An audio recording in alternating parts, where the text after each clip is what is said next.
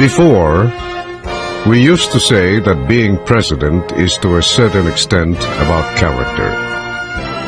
We can say that being president of this country is entirely about character. Government is choosing. Government is prioritizing. And during his watch, President Ferdinand Marcos cannot always be on the right. He must take up matters as a whole to make things perfect for the country, and not only for the foreign hands that have always been manipulating us. Marcos knew then that the international proponents of free trade did not conceal their underlying and motivating belief that the nation-state is obsolete and the whole world must be transformed into a global village, where a nation's economic sovereignty is surrendered to those who run the International Monetary Fund, the World Bank, and the World Trade Organization. With his wife Imelda by his side, Ferdinand proved to be a dynamic, innovative, and forward-looking leader with self-sufficiency for the country as his immediate goal. He laid down the foundations of the nation's economic infrastructure by building more and better national roads, bridges, public edifices, which he later dubbed as concrete monuments to progress. In order to make Ferdinand's dream house a home, Imelda reflected, what makes a home? Love. And what is love made real? Beauty. What was the beautiful tradition, values, art that we had as a people? So Imelda built the Cultural Center of the Philippines to be a monument to the Filipino spirit, to give standard, to give identity, because there was a crisis of identity for Filipinos. This was followed by the Folk Arts Theater, the Institute of Arts in Makiling, the Philippine International Convention Center.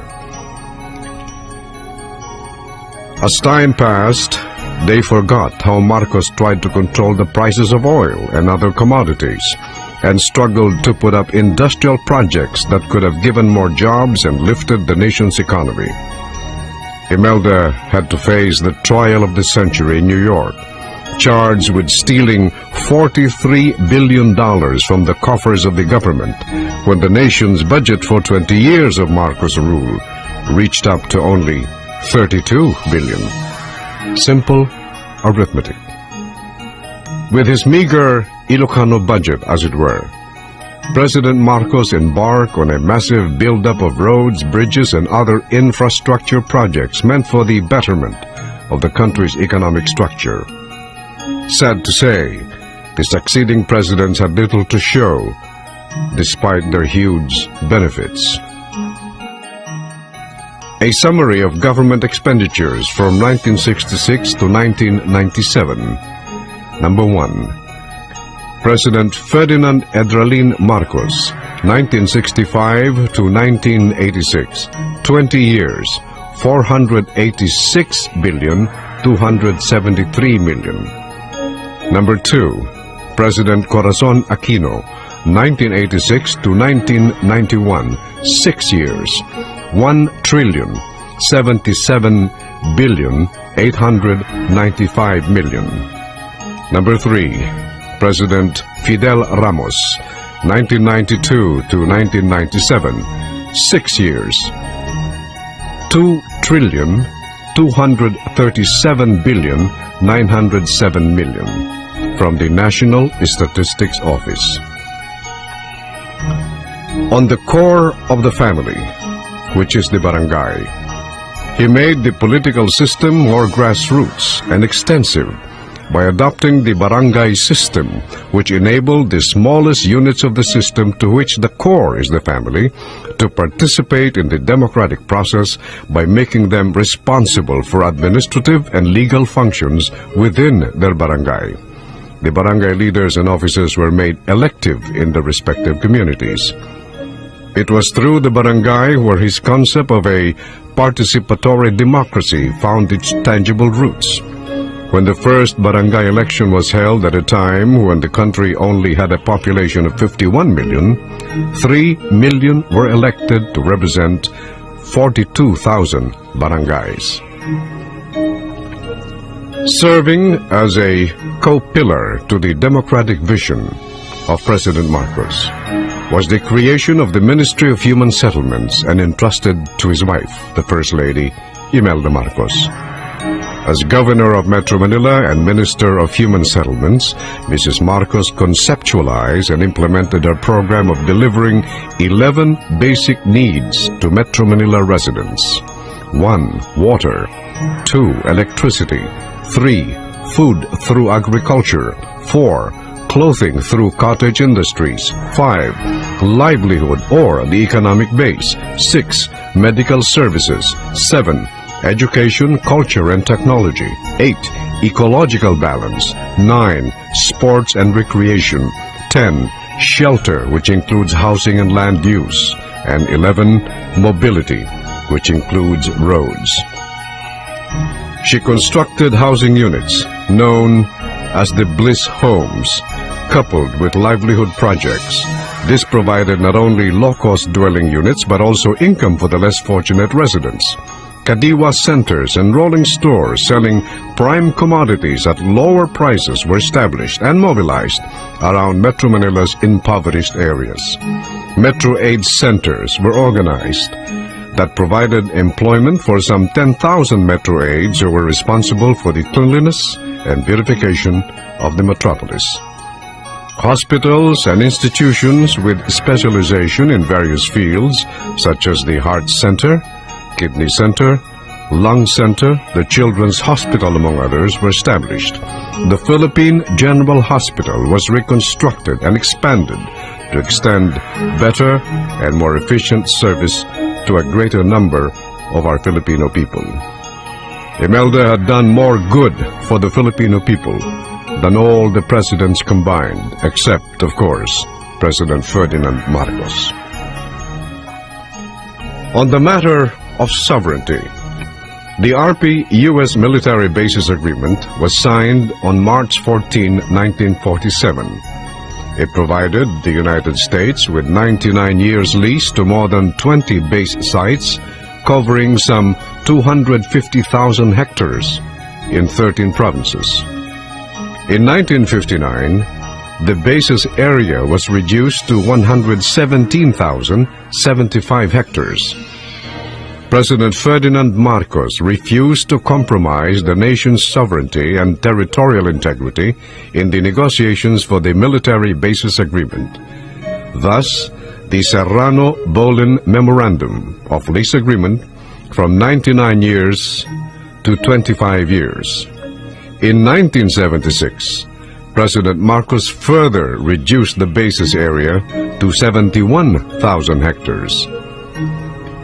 President Marcos reduced the lease agreement from 25 years to 5 years and 250,000 hectares to 10,000 hectares coverage.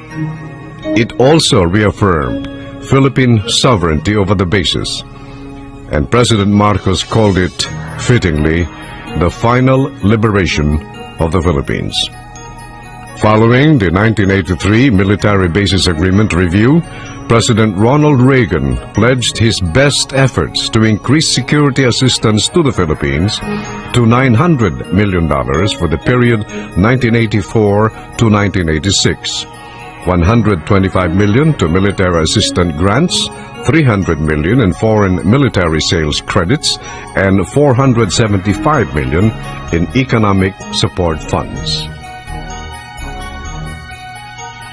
And now the question arises: who killed Senator Benigno Aquino? This is the question that remains unanswered to this day. Here are the facts. It was Madam Imelda Marcos who facilitated his departure for the United States for that heart operation that he so badly needed. It was Mrs. Marcos who arranged everything so that his flight via Philippine Airlines to the United States was on schedule. Upon learning of his desire to come home reached President Marcos, it was again Mrs. Marcos who was sent to the United States to ask him to delay his flight home due to an intelligence report that some people wanted to do him harm. It was Mrs. Marcos who frequently had dialogue with Senator Aquino then during Mrs. Marcos's frequent trips to the United States on official basis. But all these were naught. He was being given the wrong information. The biggest lie of all was that President Marcos was dying. All the admonitions for him to delay his trip fell on deaf ears. He insisted on coming home after being fed the erroneous information that Marcos was dying. The rest, as you know, is history. A tragic mistake in judgment on his part. A tragic error that cost him his life. Who killed Ninoy? Let it be enough when we say maybe whoever did him in still walks amongst us. On the question, was Marcos a dictator? The answer, no. Marcos was a great Democrat. A dictator never calls for an election. 16 elections. One in November 9 of 1965. Two, November 14 of 1967. Three, November 11 of 1969.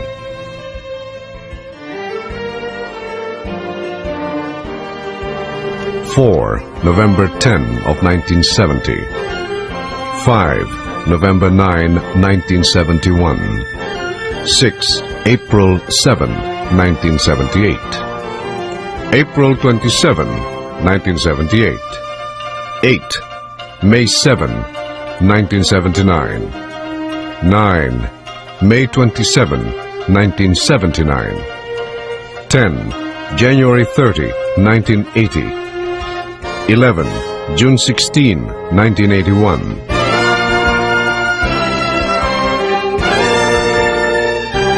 12, May 17, 1982. 13, June 17, 1982. 14, May 14, 1984. 15, February 7 of 1986.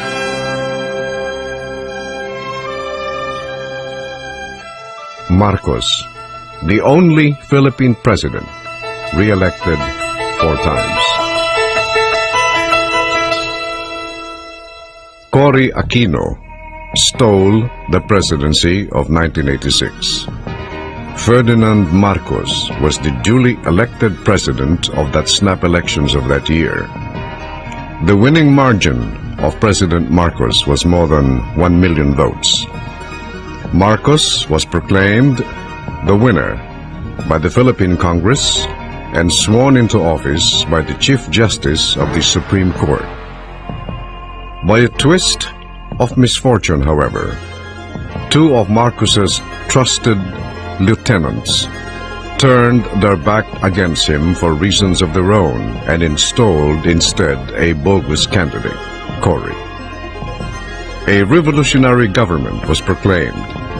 Elected officials of the country were removed. Then the Constitution was changed by a so-called bunch of delegates handpicked by the usurper and company. The rest is a dark chapter in the Philippine political history.